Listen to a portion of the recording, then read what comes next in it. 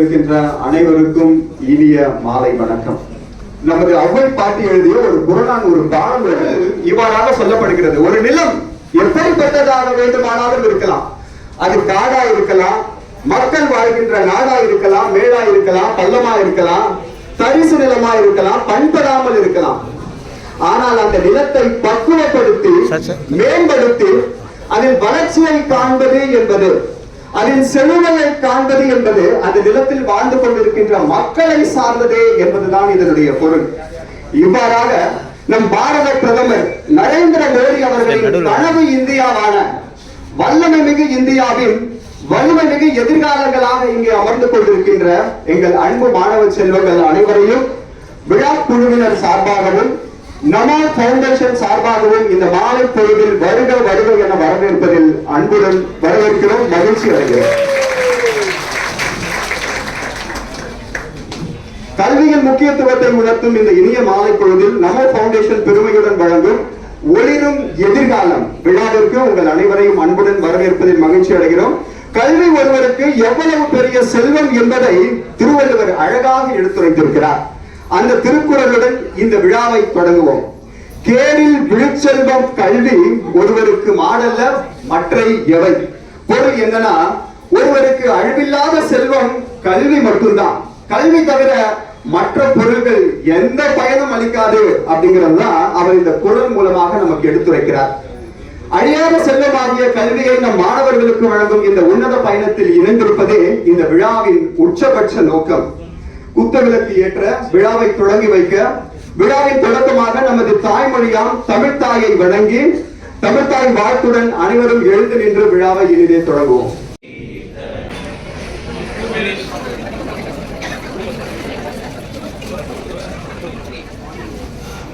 சரிங்க, பாருங்க. ஒளிரும் எதிர்காலம், an event dedicated to illuminating the path for a shining future. So மாணவர்கள் எல்லாருமே ஒரு ஒளிரும் எதிர்காலத்துக்கு நாங்க எங்களோட பெஸ்ட் முயற்சி செய்றோம். On this wonderful occasion, it is my distinct honor to extend gracious welcome to our esteemed guests whose presence elevates our gathering.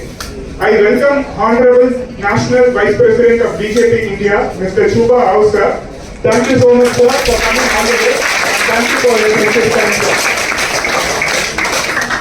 Your guidance and national perspective are extremely valuable to us. I extend my heartfelt welcome to Honorable Vice President of BJP Tamil Nadu, Karu Nagarajan sir. Thank you so much. And the respected Youth Wing Chief of Tamil Nadu, Honorable S.G. Surya. Thank you so much. So our vision is the driving force for the students, and Namo Foundation has its initiative to just benefit this vision. I also extend a sincere welcome to all the respected elders, dedicated teachers, students and parents here. வந்த எல்லா ஸ்டூடெண்ட்ஸுக்கும், பேரண்ட்ஸுக்கும், டீச்சர்ஸுக்கும் thank you so much. உங்களோட சப்போர்ட்னால தான் இன்னைக்கு சில்ட்ரன்ஸ்லாம் build up நல்லா ஆகிட்டு இருக்காங்க. அவங்களோட future ரொம்ப பிரைட்டா ஷேப் ஆகிட்டு இருக்கு. So your support is the bedrock which futures all the children are built, and the bright young minds, the students who are the very reason we are all here. I welcome you all. It is often said that education is the most powerful weapon. கல்வி இருக்கிறதுலே மிக சிறந்த அஸ்திரம் வந்து education. கல்வியோட மிக சிறந்த அஸ்திரம் எதுவும் இல்லை. So grounded in belief, Namo Foundation in coordination with BJP Youth Wing, we have organized this singular noble purpose to lend the helping hand and educational journey of all the students from our government schools. This is a humble effort to provide wings for your dreams and to empower you all. Your presence here is a testament to our collective commitment. அனைவருக்கும் ரொம்ப நன்றி வந்ததுக்கு. Thank you so much for joining. Bharat மாதா கி ஜெய். இப்பொழுது சிறப்பு விருந்தினர்களை கௌரவிக்க அன்புடன் அழைக்கிறேன்.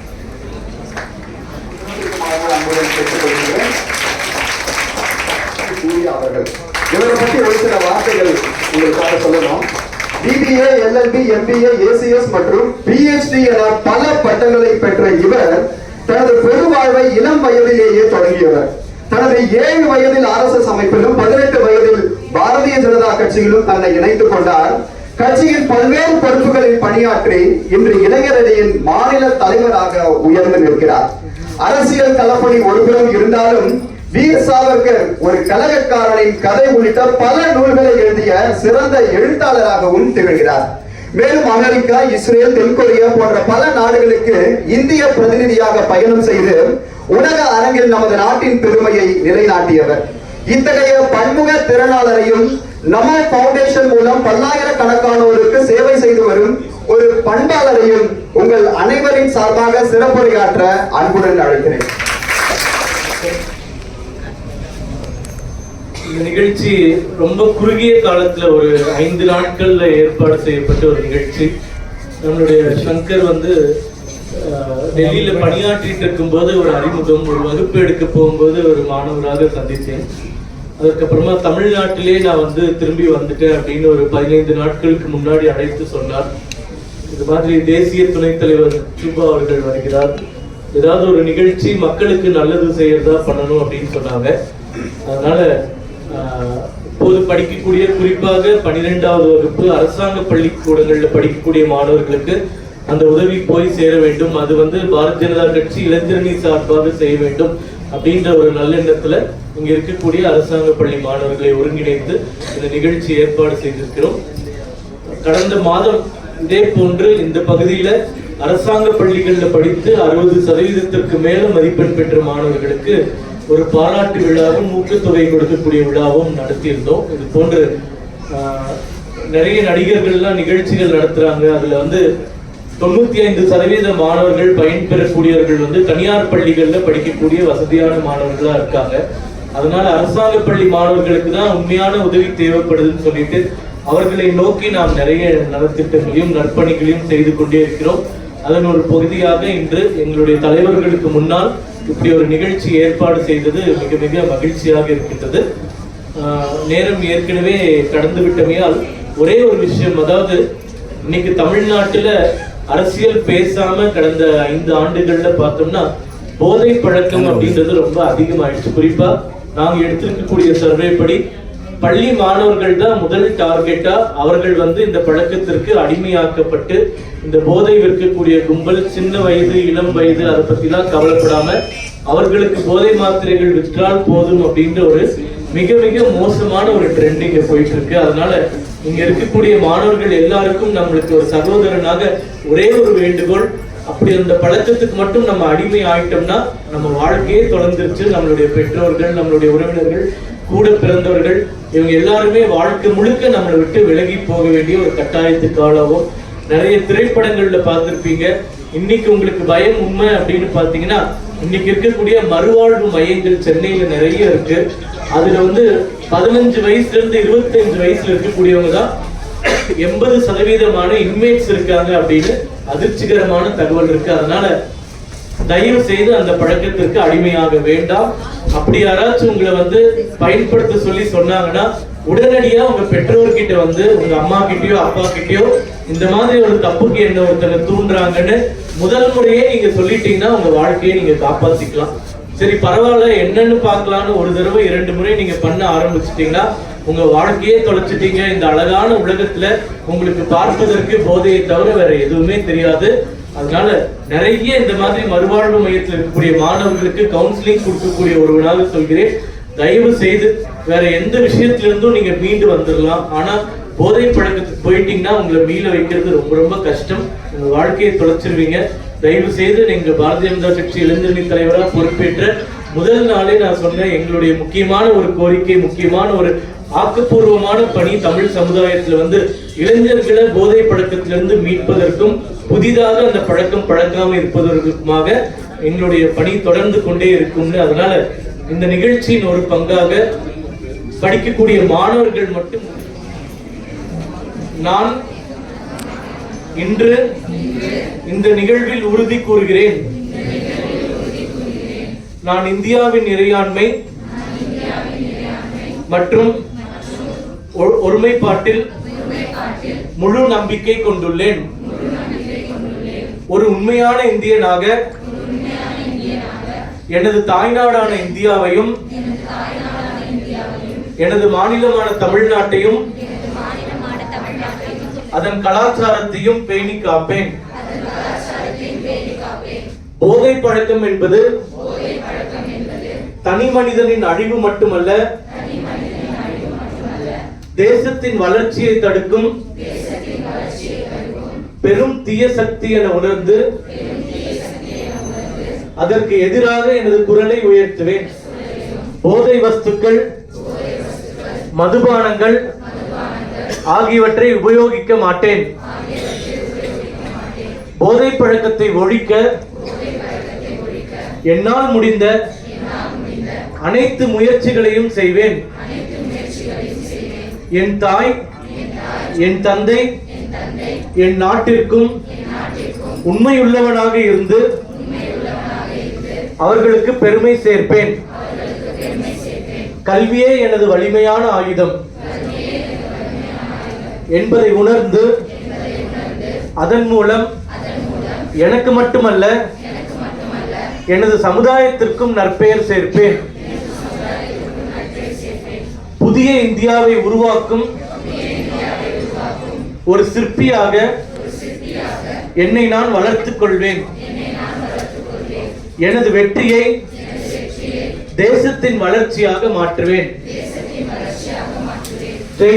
நன்கு அறியப்பட்ட மூத்த தலைவர், அவருடைய அனுபவமும் வழிகாட்டுதலும் நம் மாணவர்களுக்கு நிச்சயம் ஊக்கமளிக்கும். அவரை வாழ்த்துறை வழங்க அன்புடன் அழைக்கிறேன்.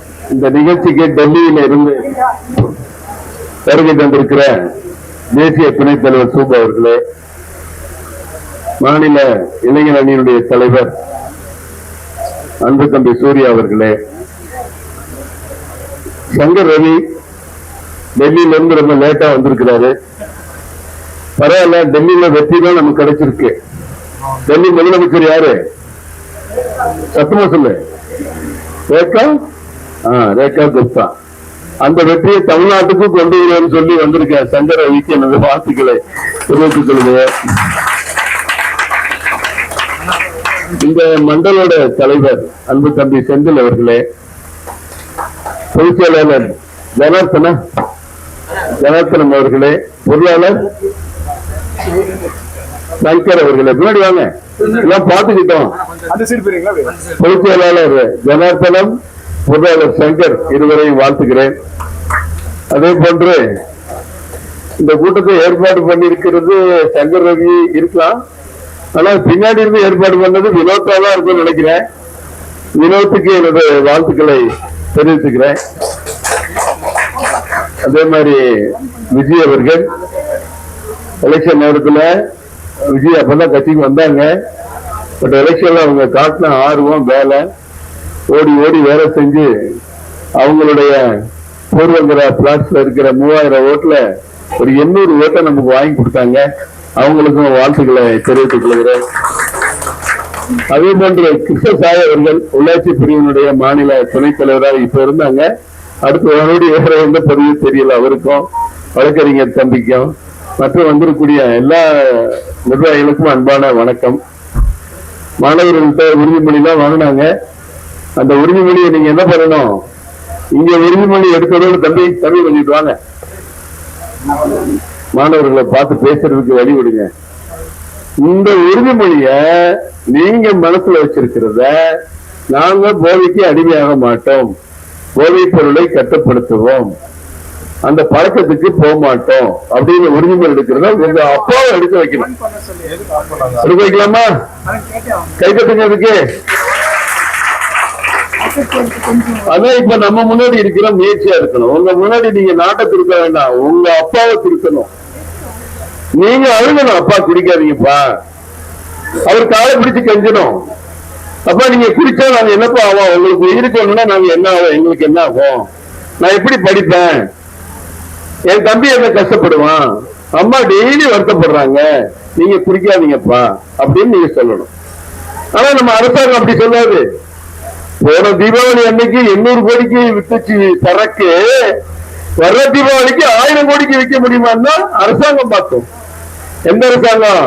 திமுக அரசாங்கம் என்ன பண்ணுவாங்கன்னா, ஒவ்வொரு வருஷமும் டாஸ்மாக் கடையில விற்கிற சரக்கு எவ்வளவு விற்பனை கூடுது அப்படின்னு பாப்பாங்க. இந்த பட்ஜெட்ல சொல்றாங்க, நம்ம சொல்லல, இந்த பட்ஜெட்ல 52,000 கோடிக்கு விஸ்கி பிராந்தி சரக்கு வித்திருக்கு. எவ்வளவுமா? 52,000 கோடிக்கு. பட்ஜெட்ல நிதியமைச்சர் சட்டமன்றத்துல வாசிக்கிறார். 52,000 கோடி யாரு பணம்? நம்ம அண்ணன் தம்பி மச்சா மாமன் நம்ம குடும்பத்திலிருந்து புடுங்குற பணம் 52,000 கோடி. அப்பா ஏதோ பண்றாரு, நம்ம ஏதோ பண்றோம். வீட்டுல போனவங்க செல்போன் நோன்றோம், ஏதோ படிக்கிறோம், படிக்கிற நேரத்துல படிக்கிறோம், மற்ற நேரம் செல்போன் பாக்குறோம். அப்படி கிடையாது. ஒரு பெண் குழந்தைகளுக்கு அவன் அப்பாவை திருத்தலாம். எப்பவே வீட்டுல இருக்க பொம்பளை பிள்ளைக்குதான் அப்பா பயப்படுவாங்க. பயப்படுவாங்க, அன்பு பாசம் அதிகம் வச்சிருப்பாங்க. பையன் பேச மாட்டான் அப்பாட்ட, அப்பாவும் பையன்கிட்ட பேச மாட்டாரு. பையன் என்ன பண்ணுவான்? கனெக்ஷன் எங்க போவான்? நேரம் அம்மாட்ட சொல்லி, உங்க வீட்டுக்கார்ட்ட சொல்லு, என்ன இப்படி பண்றாரு, நான் அப்படியே ஒத்துக்க மாட்டேன், நான் ஊருக்கு போக மாட்டேன். ஆனா பொண்ணு நம்ம நேரடியா அப்பாட்ட சண்டை போடும், நேரடியா அப்பாட்ட கேட்கும். ஏன்னா அதுக்கு உரிமை அதிகம் பையனை விட அப்பாட்ட. பொம்பளை பிள்ளை நிறைய இருக்கீங்க, அப்படி நம்ம வீட்டுல அப்பாவுக்கு பழக்கம் இருக்கும். இல்லாட்டி ரொம்ப சந்தோஷம் இருந்தா நீங்க எல்லாம் போய் திருத்தணும். இது கல்வியில ஒரு பெரிய புரட்சி காலம். பாரத பிரதமர் நரேந்திர மோடி இன்னைக்கு பதவியில் இருக்கிற காலம் கல்வியில புரட்சி செய்யற காலம். நம்ம தமிழ்நாட்டு மாணவ மாணவிகளுக்கு கொண்டு போக விடாம ஸ்டாலின் அண்ணாச்சி தடுக்கிறாரு. மோடி ஒரு ஆசை என்ன? இன்னைக்கு ஒரு வேலைநாள் மெட்ரிகுலேஷன் ஸ்கூல் இருக்கு. இப்ப டிஏவி மெட்ரிகுலேஷன் புது ஸ்கூல் பள்ளிகள் ஆரம்பிக்காங்க. சீட்டுக்கு டிமாண்ட் இப்பவே 4 வருஷத்துக்கு முன்னாடி பின்னாடி படிக்கிறதுக்கு குழந்தை பிறக்கிறதுக்கு முன்னாடியே போய் பஞ்சு வைக்கிறான் அந்த டிஏவில. ஆனா மோடி என்ன சொல்றாரு?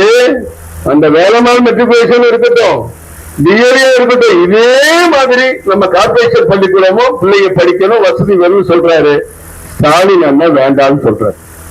கடவுள் சத்தியமா நான் சொல்றேன், இதை யாருமே மறுக்க முடியாது. 1வது பள்ளிக்கூடத்துல சேர்க்கிறோம், அரசாங்க பள்ளிக்கூடத்துல கார்பரேஷன் பள்ளிக்கூடத்துல பிள்ளைகளை 1வது சேர்க்கிறோம். அதே மாதிரி வேளாண் மெட்ரிகுலேஷன் ஸ்கூல்லையோ அல்லது வேளாங்கண்ணி மெட்ரிகுலேஷன் ஸ்கூல்லையோ 1வது சேர்க்கிறாங்க. 2 பிள்ளைகளும் அவங்க போக்குல படிக்கிறாங்க, ஸ்கூல் போக்குல. ஒரு ஸ்கூல்ல என்ன பண்ணுவாங்க? ஒரு அரை நாள் பையன் ஆப்ஷன் அவங்க அப்பா அம்மா கூட்டுவாமா. இன்னொரு ஸ்கூல்ல 1 மாசம் ஆப்ஷன் கண்டுக்க மாட்டான். இந்த ஸ்கூல்ல 92 மார்க் வாங்கினா அவங்க அப்பா அம்மா கூட்டுவாங்கம்மா. அங்க 20 மார்க் வாங்கினா கூட அப்பா அம்மா யாருமே தெரியாது. இதுதான் கார்பரேஷன் ஸ்கூலுக்கும் அரசு பள்ளிக்கூடத்துக்கும் நம்ம மெட்ரிகுலேஷன் ஸ்கூலுக்கும் மற்ற கவர்மெண்ட்டுக்கும் உள்ள வித்தியாசம் தெரியாமே நம்ம வாழ்ந்துகிட்டு இருக்கோம், படிச்சுட்டு இருக்கோம், பிள்ளைகளை ஸ்கூலுக்கு அனுப்புறோம். 65 லட்சம் பேர் தனியார் பள்ளிக்கூடத்துல படிக்கிறான், 55 லட்சம் பேர் கவர்மெண்ட் ஸ்கூல்ல படிக்கிறான். மோடி என்ன சொன்னாரு? இப்படி சின்ன பிள்ளைகள் கூட சேர்த்து விட்டுறீங்கன்னா 2 பிள்ளைங்க ஒன்னா படிச்சு ஒரு டாக்டர் எங்க 2 பேர் போட்டி போட்டுறாங்க. பிளஸ் 1 பிளஸ் 2 இப்ப பிளஸ் 1 விளையாண்டாங்க, பிளஸ் 2 தான் சண்டை போடுறாங்க. அப்ப 1 மணி நேரத்துக்கு ஒரு டியூஷன் லீவ் நாள்ல 6வது படிக்கும் போது லேப்டாப்ப கையில கொடுத்துருவீங்க. ஒவ்வொரு சப்ஜெக்டுக்கும் ஒரு டியூஷனுக்கும் ஒரு டீச்சர் போறாங்க. பணக்கார வீட்டு பிள்ளை எந்த டியூஷன் இல்லாம ஒண்ணும் இல்லாம காலையில ஸ்கூலுக்கு போறானா வரானா கூட பார்க்க முடியாம கஷ்டப்படுற ஏழை மக்கள் பிள்ளைக்கு பள்ளிக்கூடத்துக்கு அனுப்பிட்டு வீட்டுல உட்காந்துருக்காங்க. வேலை முடிஞ்சு வந்து பிள்ளை தோங்க என்ன படிச்ச கூட கேட்கறது வசதி இருக்குது. ஆனா பிள்ளைய கொண்டு விடுறதுக்காரு கூட்டிட்டு வர்றதுக்காரு இந்த 2 விதமான பிள்ளைகளும் ஒன்னா பிளஸ் 2 படிக்கணும், ஒன்னா போட்டியில கலந்துக்கணும். அந்த பணக்கார வீட்டு பிள்ளைகளை ரொம்ப மெட்ரிகுலேஷன் படிக்கிற பிள்ளைகளை சாதாரண பிள்ளைங்க வெற்றி பண்ணணும். எப்படி முடியும்? முடியுமா சொல்லுங்க? இதுக்குதான் பிரதமர் சொன்னாரு 3வது 5வது 8வது பொதுவான பரீட்சை வைங்க. பொதுவான பரீட்சை என்ன? கார்பரேஷன் பள்ளிக்கூடத்துக்கும் கான்வென்ட்ல படிக்கிற பிள்ளைக்கு ஒரே கேள்வி பதில கொடுத்து பரீட்சைகளை வைங்க. பெயில் கிடையாது, பரீட்சையில பெயில் கிடையாது. ஆனா பிளஸ் 2 எழுதுற மாதிரியே 2 மணி நேரம் பேப்பர் கொடுத்து கொஸ்டின் பேப்பர் கொடுத்து பரீட்சைகளை வைங்க. என்ன நடக்கும்? மெட்ரிகுலேஷன்ல 199 பேரு பாஸ் பண்ணிருப்பான். அந்த ஒருத்தர் செத்தான், வீட்டுல எல்லா குடும்பத்திலும் கூட்டு வந்து ட்ரில் வாங்கிடுவாங்க. இங்க 130% படிப்பான், 40% படிப்பான். மார்க் எவ்வளவு வாங்குறான்னு சொல்லவே முடியாது. இதை தரத்தை நீ மேம்படுத்திட்டே போகணும் மோடி சொல்றாரு. ஸ்டாலின் ஐயோ ரொம்ப கஷ்டப்படுவாங்க பிள்ளைங்க, அவங்களுக்கு எல்லாம் நீங்க பரீட்சை வைக்காதுமாங்க. ஆனா அண்ணன் ஸ்டாலின் அவருடைய பொண்ணு நடத்துற சல்சன் ஸ்கூல்ல எல்கேஜி சேரும்போதே படிச்சு வச்சு சேர்க்கிறாங்க. உண்மையிலேமா அவங்க ஸ்கூல்ல முதலமைச்சருடைய குடும்பத்துடைய ஸ்கூல்ல எல்கேஜியில சேரும் போது அந்த குழந்தைக்கு பரிச்சை கூட்டிட்டு போற அப்பா அம்மாவுக்கு பரிச்சை வச்சுதான் ஸ்கூல்ல சேர்க்கிறாங்க. உண்மையா இல்லையா? ஆனா நம்ம பிள்ளைங்க எப்படி வேணா போகட்டும், அதை வேண்டாக்குறாங்க. அதுக்கு மோடி என்ன சொல்றாரு, நீ விருப்ப பாடம் என்ன பாடம் வேணாலும் படி, பின்னாடி எந்த கோர்ஸுக்கு வேணாலும் போ, எந்த டிகிரிக்கு வேணாலும் போ. மோடி சொல்றாரு. அது ஸ்டாலின் வேண்டாங்கிறார். சரி, ஒரு கஷ்டப்படுற குடும்பத்துல ஒரு டிகிரி செகண்ட் இயர் படிக்கும்போது ஒரு பொண்ணு கல்யாணம் வந்துடும், அது ஒரு வேலை கிடைச்சிடும், அல்ல அப்பா அம்மாவுக்கு உடம்பு சொல்ல படிச்சு போக முடியாது. அந்த பிள்ளை என்ன பாஸ் பண்ணுச்சு அடிப்படையில? +2. அந்த பிள்ளை 2 வருஷம் காலேஜ்ல டிகிரி படிச்சாலும் +2 மட்டும்தான். ஆனா மோடி என்ன சொல்றாரு, அதெல்லாம் வேண்டாம், 2 வருஷம் அந்த குழந்தை டிகிரி படிச்சிருக்காங்க, அவளுக்கு second year degree complete certificate கொடுன்னு சொல்லி மோடி சொல்றாரு. ஸ்டாலின் வேணான்னு சொல்றாரு. அதே மாதிரி பிரைவேட் ஸ்கூல்ல ஏசி கிளாஸ்ல உட்கார்ந்து இருக்கான். நம்ம ஸ்கூல்ல மேல இருந்து காரை பிறந்து விழுந்து பிள்ளைங்க மண்டை உடையுது. பாக்கலாம்ல, டீசல் எல்லாம் படிக்கிறதுப்பா, குடிநீர் வசதி இல்ல. இன்னைக்கு பெரும்பாக்கம் இதே ஏரியால பெரும்பாக்கத்துல இன்னைக்கு போலீஸ் இன்ஸ்பெக்டர் போய் கம்ப்ளைண்ட் கொடுக்குறாங்க. அரசாங்க பள்ளிக்கூடத்துல படிக்கிற இன்னைக்கு பத்திரிகையில காலை செய்தி, குடிக்க தண்ணி இல்லைன்னு போலீஸ் ஸ்டேஷன்ல போய் பெட்ரோல் கம்ப்ளைண்ட் பண்றாங்க. ஆனா அங்க என்ன மினரல் வாட்டர் சப்ளை பண்றாங்க குழந்தைகளுக்கு, டாய்லெட் வசதி இல்ல. அப்படியே டாய்லெட் இருந்தாலும் நம்ம ஸ்கூல் பிள்ளைகளை போய் கிளீன் பண்ண சொல்லி வாத்தியார் வேடிக்கை பார்த்துட்டு இருக்கான்.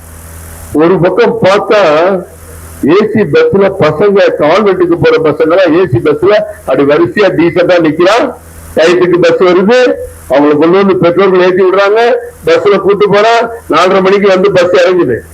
ஒரு பக்கம் பார்த்தா நம்ம பசங்க இந்த பஞ்ச வச்சு அடுப்பம்ல சாக்கு பையில அந்த மாதிரி படிக்கிறத தொட்டிட்டு போற காட்சி நீங்க பாக்குறீங்களா இல்லையா? இதெல்லாம் உடைச்சு நிறுத்த சொல்றாரு மோடி. ஸ்டாலின் என்ன, இதெல்லாம் எங்களுக்கு பிடிக்காது, எங்க பசங்க தொட்டிட்டு தான் போவான், கீழே விழுந்தா சாவான், கை கால உடஞ்சாலும் கவலை இல்ல, டாய்லெட் கவலைனாலும் கவலை இல்ல, ஸ்கூலுக்கு பில்டிங் இல்லாலும் கவலை இல்லைன்னு நம்ம அண்ணாச்சி ஸ்டாலின் சொல்றாரு. இதெல்லாம் மோடி என்ன சொல்றாரு, தனியார் பள்ளிக்கூடத்துக்கு இணையாக அரசாங்க பள்ளிக்கூடங்களையும் உயர்த்த வேண்டும் என்று சொல்லி மொத்த இந்தியாவுடைய மொத்த உள்நாட்டு வருமானத்துல 2% பல லட்சம் கோடியை மோடி ஒதுக்கி கொடுக்கிறாங்கிறாரு. அண்ணன் ஸ்டாலின் வேணாங்கிறார். இப்படிதான் ஒரு அரசாங்கத்தை நம்ம பார்க்க முடியுமா? எல்லா திட்டங்களும் மக்களுக்கு தெரியாம எல்லா திட்டங்களையும் மத்திய அரசு கொடுத்துட்டு பல ஏழை எளிய மக்களுக்கு 20 கிலோ அரிசி 30 கிலோ அரிசி வாங்குறோமா இல்லையா? சொல்லுங்க. ஒரு அரிசி மணி ஸ்டாலின் கொடுக்கல, முதலமைச்சர் கொடுக்கல, எல்லாம் மோடி கொடுக்கிறார். அந்த 20 கிலோ அரிசியை இலவசமா கொடுக்கிறது யாரு? பாரத பிரதமர் மோடி கொடுக்கிறார். ஆனா இவங்க பைய போட்டு திருப்பி மட்டும் கொடுக்குறாங்க. அரிசி கொடுக்கறது அவரு, பை போடுறது இவங்க. எல்லா பெண்களுக்கான பேங்க் அக்கௌண்ட், குழந்தைகளுக்கான திட்டம், கல்வி உதவி திட்டம், எண்ணற்ற திட்டங்களை கண்ணமரிச்சு கடைசியில இந்த 1000 ரூபாய் வச்சுக்கீங்க. என்ன சொன்னாங்க தேர்தல்ல? 2,21,00,000 பேருக்கு ரேஷன் கார்டு வச்சவங்களுக்கு எல்லாம் 1000 ரூபான்னு சொல்லிட்டு 1 கோடி பேருக்கு மட்டும் கொடுக்குறாங்க. 1000 ரூபாய் என்னமா ஆகும்? ஒரு நாளைக்கு 2 லிட்டர் பால் எவ்வளவுமா? 32 ரூபா 33 ரூபா கம்பெனியை பொறுத்து. 6 லிட்டர் பால் காசு கூட கொடுக்கலாமா முதலமைச்சர்? ஒரு 1 லிட்டர் பால் அதை கொடுத்துட்டு ஏதோ பெங்களூர்ல கோடீஸ்வரர் ஆக்கிட்ட மாதிரி இவங்க பேட்டி கொடுத்து விளம்பரம் பண்ணிட்டு இருக்காங்க. விடியல் பயணங்கிறாங்க. 4 பஸ்ஸுக்கு ஒரு பஸ் வருது, அந்த பஸ் நிக்காம போகுது. பாவம் ஒரு 4 பெண்கள் நின்றுட்டு ஏமா ஏறாம நிக்கிறீங்க கேட்டா, அந்த பிங்க் கலர் வரட்டும் நிக்கிறோம், இந்த வருதுமா அதுவும் நிக்கா போயிட்டு. அப்படி உங்களுக்கு நல்ல மனசு இருந்தா எல்லா பஸ்ஸும் ஏற்ற வேண்டியதானே? அதுக்கு ஒரு தனி கலர் அடிச்சு எங்களை அசையப்படுத்துறீங்களா? ஓசி பஸ்ல ஏறன்னு சொல்லி அவங்க அமைச்சர்கள் நம்மளை கிண்டல் கேலி பண்ணிட்டு இருக்காங்க. அள்ளி கொடுக்குறாருமா மோடி. பெண்களுக்கு அவங்க தாயை போல இல்லை, அவருக்கு ஒண்ணு குடும்பமே கிடையாது, பிள்ளை குட்டியே கிடையாது. என்ன அண்ணன் நபியும் பிரதமர் இல்லத்துல போய் வச்சவங்க அழகு பார்க்க பெற்ற தாயை கூட அவர் கூட்டிட்டு போனார். இந்த நாடு அவருடைய குடும்பம். அவருடைய எத்தனையோ திட்டங்கள் தமிழ்நாட்டுக்கு இன்னும் வந்து சேராம இருக்கு. 26ல வரக்கூடிய ஆட்சி மாற்றம் இந்த மாதிரி மாணவ மணிகளுக்கெல்லாம் ஒரு பெரிய வெற்றி. அரசாங்க பள்ளிக்கூடம், தனியார் பள்ளிக்கூடம் வித்தியாசம் கண்டுபிடிக்க முடியாத அளவுக்கு நம்ம மாற்றி ஆகணும் இந்த சமுதாயத்தை. அதெல்லாம் மறந்து மக்களை ஏமாத்துறது மட்டுமே இன்றைக்கு தேர்தலாகவும் பிரச்சாரமாகவும் இருக்கிறது. நீங்க எல்லாம் பாருங்க, இன்னைக்கு உலகம் நம்ம நாடு உயர்ந்திருக்கு, ரொம்ப உயர்ந்திருக்கு. நமக்கும் உயர்ந்திருக்கோம். பணக்கார வீட்டுல என்ன வசதி இருக்கோ அத்தனை நமக்கு வந்துருச்சு. கேஸ் அடுப்பு எல்லார் வீட்லயும் இருக்கு, பேங்க் அக்கௌண்ட் எல்லார் வீட்லயும் இருக்கு, இலவச வீடு கார்பரேட் வீடு கட்டு திட்டம் 15 லட்சம் வீடு தமிழ்நாட்டுக்கு கொடுத்திருக்காரு மோடி, எல்லார் வீட்லயும் இருக்கு. மருத்துவ காப்பீடு அப்போலோ ஹாஸ்பிட்டலுக்கு போக முடியுமா? மோடி 5 லட்சம் பேர் காப்பீடு கொடுக்கிறாரு, நம்மகிட்ட இருக்கு. பென்ஷன் ஸ்கீம் இருக்கா? பணக்காரனுக்கு மட்டும் இல்ல, கவர்மெண்ட்ல மட்டும் இல்ல, நமக்கும் பென்ஷன் ஸ்கீம் மோடி கொடுத்திருக்கிறாரு. தமிழ்நாட்டுல 23 லட்சம் விவசாயிகளுக்கு ஆண்டுக்கு 6000 ரூபாய் கொடுக்கிறாரு. 6000 ரூபாய். இதெல்லாம் நம்ம கண்ணை மறைச்சு இவங்க விடியல் பயணம் 1000 ரூபாய் தர்றேன், 1000 ரூபாய் 6 லிட்டர் பால் ஏன் வச்சுக்கோங்க. உங்களுக்கு 1000 ரூபாய் கொடுத்துட்டு 52,000 கோடி நம்ம தமிழ்நாட்டில் இருக்கிற சகோதரர்கிட்ட 52,000 கோடிய பிடிங்கி அவன் உயிருக்கு ஆபத்தை ஏற்படுத்திட்டு இருக்க டாஸ்மாக் கடை வச்சு நடத்திட்டு இருக்கீங்க. டாஸ்மாக் கடையை மூடு, குடும்பத்துக்கு கேடுது. இப்ப நம்ம சொல்ல கேட்க மாட்டேங்கிறாரு. அவர் எதிர்கட்சி தலைவராக இருக்கும் போது கருப்பு சட்டையை போட்டுட்டு வீட்டுக்கிட்ட அப்படி கொடியை பிடிச்சு நின்றார். பாத்து போட்டத இன்னைக்கு அவங்க மறந்துட்டாரு. அக்காவும் மறந்துட்டாங்க, கனிமணி அக்காவும் மறந்துட்டாங்க. நம்ம எவ்வளவு சொன்னாலும் ஞாபகம் வர மாட்டேங்குது. இந்த மாற்றத்தெல்லாம் இன்னைக்கு கொண்டு வரணும்னா இதனால முடியாது. நம்ம தேசிய ஜனநாயக கூட்டணி ஆட்சி, பாரத பிரதமர் மோடியோட நேரடியான ஆட்சி பெற்ற ஆட்சி தமிழ்நாட்டில் மலரணும். அதுக்கெல்லாம் நீங்க ஆதரவு, அந்த ஆதரவு எதுக்கு? உங்க எதிர்காலத்துக்கு, நம்ம பிள்ளையோட எதிர்காலத்துக்கு. இன்னைக்கு அரசியல புதுசா எம்எல்ஏ எம்பியா எப்படி வரணும், என்ன வேலை பார்க்கணும், என்ன செயல்பட நினைக்கிறது நாங்க. அவங்க எல்லாம் இன்னும் எவ்வளவு சம்பாதிக்க முடியும் அப்படின்னு நினைக்கிறது அவங்க. நேற்று ஒரு புள்ளி விவரம் போட்டிருந்தாங்க. இந்தியாவிலேயே எந்தெந்த மாநிலத்துல ஆளுங்கட்சியா இருக்கக்கூடிய அமைச்சர்கள் மேல கிரிமினல் வழக்கு இருக்கு அப்படின்னு போட்டிருக்காங்க. அதுல 2வது இடம் முதலமைச்சர் சொல்வார், இதுல பெரிய இடம் பிடிச்சிட்டோம், அதுல பெரிய இடம் பிடிச்சோம். இந்த 2வது இடம் பிடிச்ச அமைச்சரவை தமிழ்நாடு திராவிட முன்னேற்ற கழக அமைச்சரவை. அதிகமான அமைச்சர்கள் மீது கிரிமினல் வழக்கு இருக்கிற பெருமையும் நம்ம தமிழ்நாட்டுக்கு சேர்த்து கொடுத்திருக்காங்க. எனவே எல்லாம் சிந்திச்சு பார்க்கணும். இது பிள்ளைகளுடைய எதிர்காலத்தை சிந்திச்சு பார்க்கணும். எவ்வளவோ இந்த தேசிய கல்விக் கொள்கைங்கிற திட்டத்தை நடைமுறைப்படுத்தினா எல்லா பிள்ளைகளுக்கும், வெளிநாட்டுக்கு படிக்க போறாங்க பிள்ளைங்க, மோடி நீ வெளிநாட்டுக்கு போக வேண்டாம், நீ எந்த நாட்டுல போய் என்ன படிக்க நினைக்கிறியோ அந்த இன்ஸ்டியூட் தமிழ்நாட்டில் தொடங்க சொல்றாரு. அதுக்கு பேர் என்ன சொல்றாரு, நம்ம ஊர்ல இருக்கிற இன்ஸ்டியூட்டை உங்க நாட்டுல தொடங்குங்கிறாரு. ஏன் டாலர்ல பணத்தை செலவழிச்சு கடனை வாங்கி அங்க அனுப்புறீங்கிறாரு. பல விஷயங்கள் அள்ளி மக்களுக்கு அள்ளி கொடுத்துட்டு இருக்காரு. நிறைய திட்டங்களை செயல்படுத்துறாரு. இந்த மாதிரி நேரத்துல உங்களுக்கு சொன்ன உங்க மனசுல இத ஒரு சில விஷயங்கள் மனசுல பதிஞ்சாலே அது நம்ம வீட்டுக்கு நல்லதுன்னு சொல்லி விடைபெறுகிறார். வாழ்த்துக்கள், நன்றி. மாநில துணைத் தலைவரும் 11 நாடுகளுக்கு போயிருக்காராம், மறக்காம நோட் பண்ணிக்கங்க மாணவ செல்வங்களே. Thank you sir, thank you so much. தங்களுடைய மேலான கருத்துக்களுக்கு மிக்க நன்றி. அடுத்து தலைமையுரையாற்றி நம் அனைவரையும் வழிநடத்த வருகிறார் நமது முதன்மை விருந்தினர், பாரதிய ஜனதா கட்சியின் தேசிய துணைத் தலைவர் திரு சூபா ஆயோ அவர்கள். பல ஆண்டுகளாக தேச பணியாற்றி வரும் இவர் தேசிய அரசியலில் பரந்த அனுபவம் கொண்ட ஒரு மூத்த தலைவர். எவ்வளவு தலைவில் இருந்து நமது மாணவர்களை வாழ்த்து வந்திருப்பது இந்த நிகழ்விற்கு மிகவும் பெருமை. நம்ம நாட்டுல நாகாலாந்து என்ற ஒரு மாநிலம் இருக்கு. நம்ம மாணவ செல்வங்கள் எத்தனை பேருக்கு இப்படி ஒரு ஸ்டேட் இருக்குதுங்கிறது தெரியும்? தெரியுன்றவங்க கைப்பற்றிய தெரியுமா? நாகாலாந்து எங்க இருக்கு, எந்த திசையில இருக்குன்னு சொல்லுங்க. நாகாலாந்து எங்க இருக்குன்னு கேட்கல, இந்திய வரைபடத்துல நாகாலாந்து என்ற மாநிலம் எங்க இருக்கு? ஓகே, நாகாலாந்து அப்படிங்கிறது ஒரு வடகிழக்கு மாநிலம்.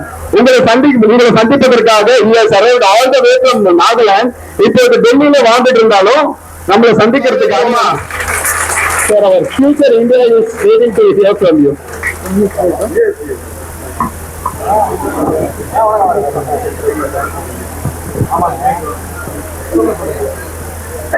Thank you very much. I'm really very much glad here to be with the Tamil Nadu BGYM program. Here, respected State Vice President Rangarajan ji and our State President BGYM Sri Surya ji and dignitaries in the dais and friends of the Tamil Nadu, BJP workers and well-wishers, and here my dear students and parents who have come. First of all, I like to give you a greetings from the Nagaland state. So, few said Nagaland state is few of them take it ways. But Nagaland is one of the state, 16th state in India.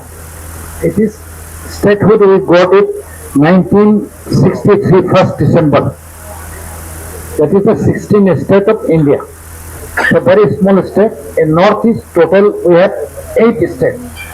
Out of 8, Nagaland also one of the second senior most.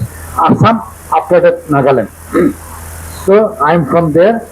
So my workplace is Delhi. I was born in Northeast, workplace in Delhi and come to South for your program. Invited by our Surya ji, I cannot refuse. Name is Surya.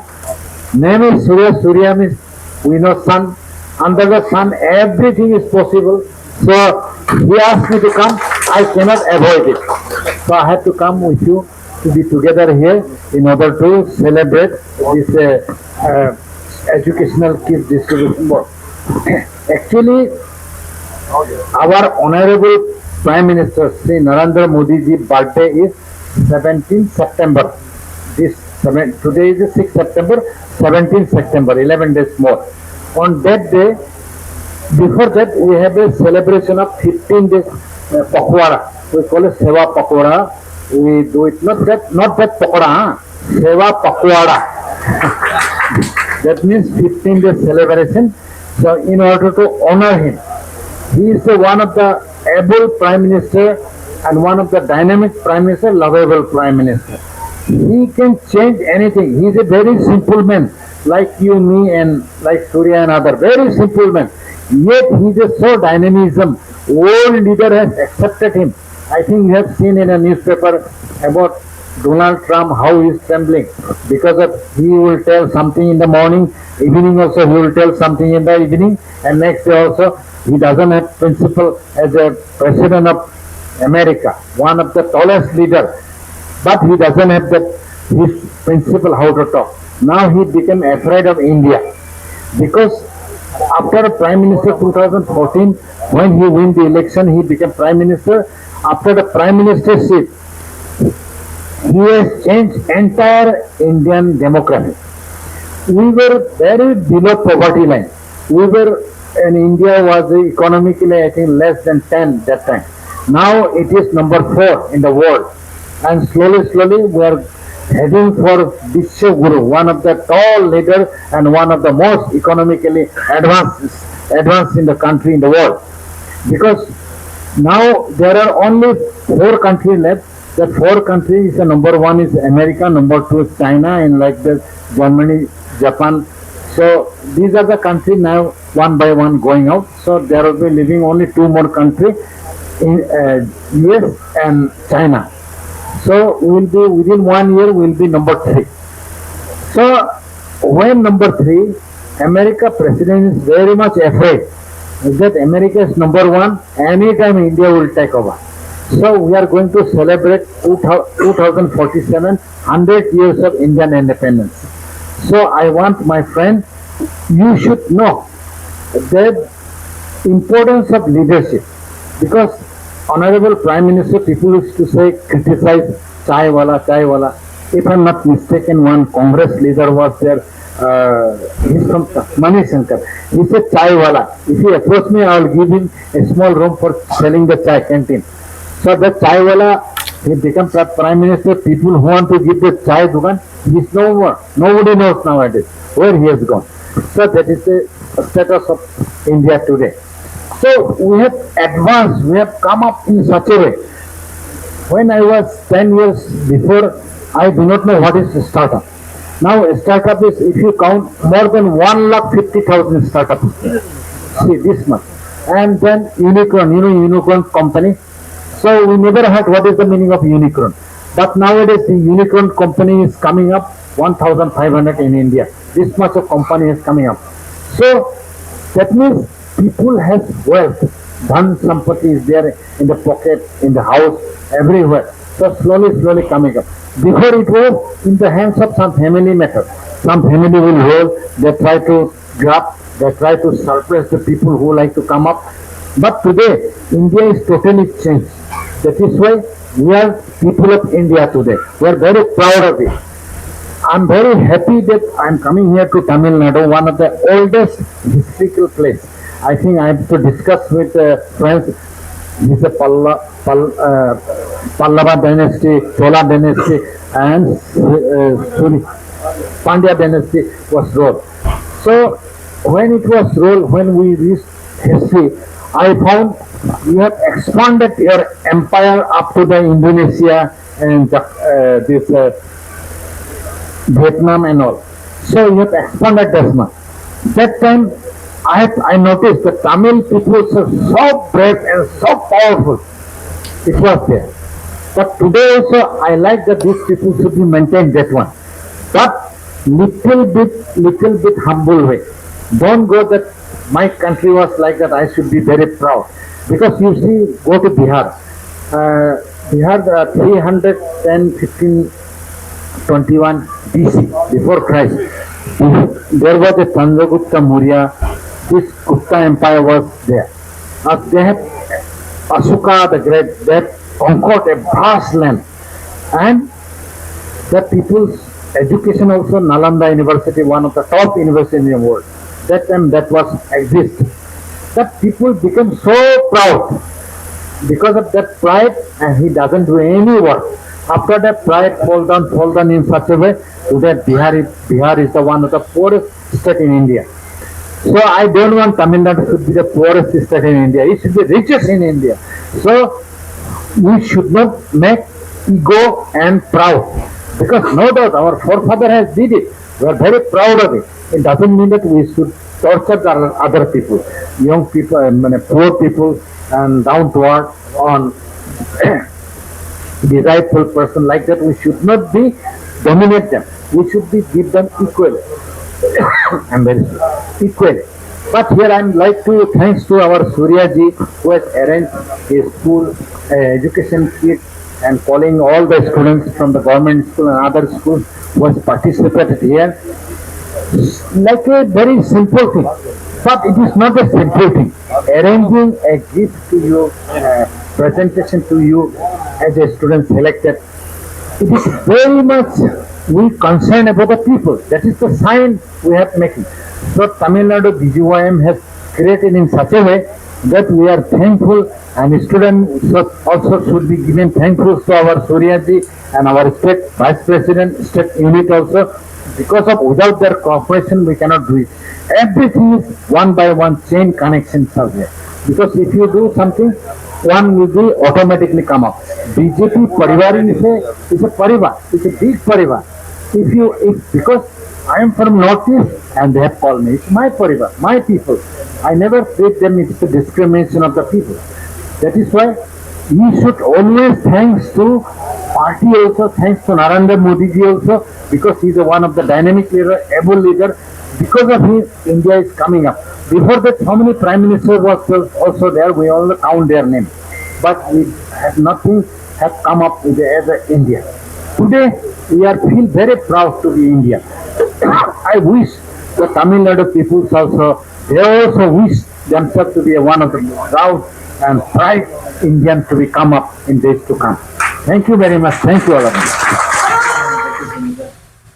இன்னைக்கு நீங்க பாத்தீங்கன்னா ஒளிரும் எதிர்காலமும் BJP இளைஞர் அணி சார்பாகவும் ஒளிரும் எதிர்காலம் இந்த நமோ ஃபவுண்டேஷன்ஸ், ஸோ அது சார்பாகவும் இந்த பிஜேபி இளைஞர் அணி சார்பாகவும் நாங்கள் இன்னைக்கு 200 எஜுகேஷன் கிட்ஸ் டிஸ்ட்ரிபியூட் பண்ணியிருக்கோம்.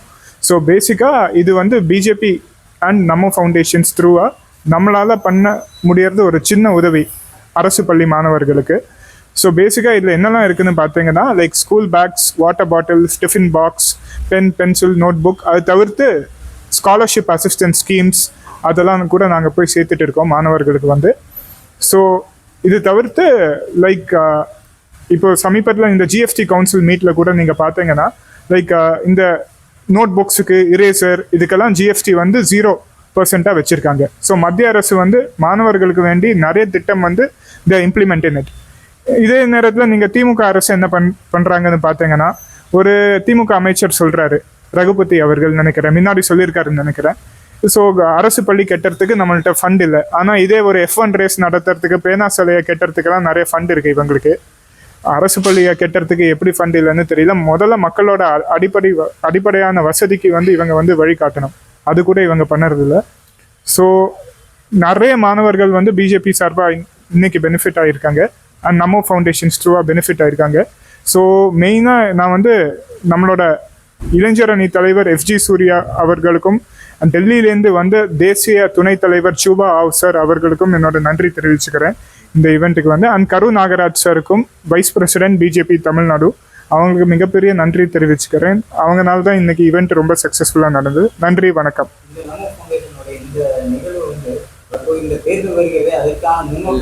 இல்ல இல்ல இல்ல இல்ல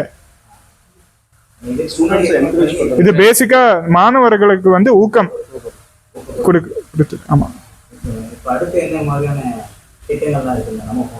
இதே மாதிரி பல தொகுதியில பண்ணறதுக்கு ஐடியாஸ் இருக்கு. வேலை வாய்ப்பு முகாம் நடத்துறதுக்கு ஐடியாஸ் இருக்கு பல தொகுதி, தமிழ்நாடு ஃபுல்லா. அது தவிர்த்து ஸ்காலர்ஷிப் அசிஸ்டன்ஸ் மாணவர்களுக்கு தமிழ்நாடு ஃபுல்லா. இந்த போதை பழக்கம் எல்லாம் எப்படி தான் தடுத்து நிப்பாட்ட முடியுமோ அதெல்லாம் இம்ப்ளிமெண்ட் பண்ணி கொடுப்போம்.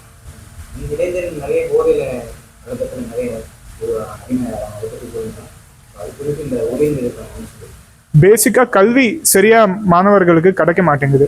ஸோ இங்கே இன்ஃப்ராஸ்ட்ரக்சர் இந்த கவர்மெண்ட் எல்லாம் சரியா கொடுக்கல, இந்த ஸ்டேட் கவர்மெண்ட் எல்லாம். ஸோ பேசிக்கா லைக் கல்வி நிறைய இந்த கவுன்சிலர்ஸ், இந்த ஸ்கூல் லெவலில் இந்த சைக்காலஜிஸ்ட் இவங்கெல்லாம் இம்ப்ளிமெண்ட் பண்ணி இது பற்றி அவேர்னஸ் ப்ரோக்ராம் கிரியேட் பண்ணோம். ஸோ அதுதான் தொடக்கமாக வச்சுக்கணும். ஸோ இந்த மாதிரி இனிஷியேட்டிவ்ஸ்லாம் கவர்மெண்ட் எடுக்கணும். அண்ட் காவல்துறை கடுமையான நடவடிக்கை எடுக்கணும். Thank you very much for your revolutionary speech sir. இந்த நிகழ்வின் முக்கிய கட்டத்திற்கு வந்துள்ளோம்.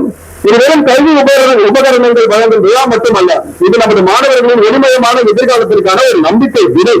இப்போது மாணவர்களுக்கான கல்வி உபகரணங்கள் வழங்கும் விழா இனிதே தொடங்க இருக்கிறது. இந்த நற்பணியை நிறைவேற்ற நமது சிறப்பு விருந்தினர்கள் திரு சூவா அவர்களையும், திரு கரு நாகராஜன் அவர்களையும், டாக்டர் FG சூர்யா அவர்களையும் மற்றும் விழா ஏற்பாட்டாளர் திரு சங்கர் ரவி அவர்களையும் உபகரணங்களை வழங்கி விழாவை தொடங்கி வைக்குமாறு அன்புடன் அழைக்கிறேன்.